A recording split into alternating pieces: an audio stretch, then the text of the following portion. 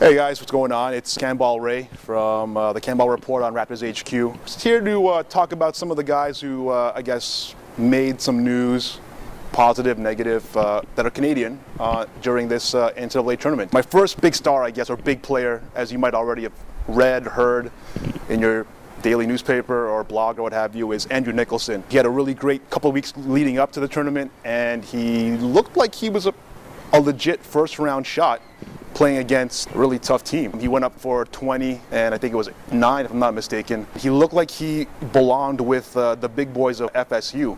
And really, if it wasn't for the length and athleticism of some of the big guys, I think he would have been able to push his Bonnie's team into the next round. So look out for him. Of course, he's one of my favorites. Of course, I'm going to big him up here. The second guy who I thought had an interesting tournament so far is Chris Joseph. On a loaded Syracuse team, it's easy for a guy like him to get lost amongst the Dion Waiters and the Sutherlands and the Scoop Jardines of the squad, but as a senior leader, he might not have looked as good, or I guess as dominant on this team throughout the last 2 games. In the first game, he had 11 points and 8 rebounds, but he did have 4 blocks. He looks assertive for the first couple of minutes or in spurts, but didn't do, I guess, what you might consider damage when it comes to a senior leader, the so-called star of a team. He still has a couple of games to kind of work through that, at least one for sure. So I would expect him to come out and kind of turn it out for what could possibly be a senior, or his last game as a senior for Syracuse.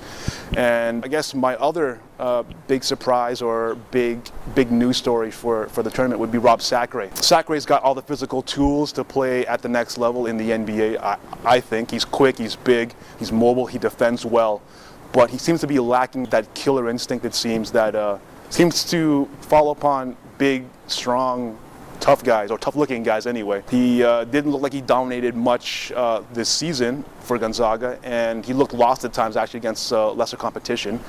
So let's see what happens for him leading up into the draft. His stock has dropped a little bit if you look on various draft websites after a lackluster, or I guess an unspectacular tournament. It will be interesting to see how he falls come June for the drafting. Those are my big 3 for this week. Bala Ray, guys. Check us out, of course, and any comments or feedback, by all means, shoot it to us. We'll expect it, and thanks for checking us out.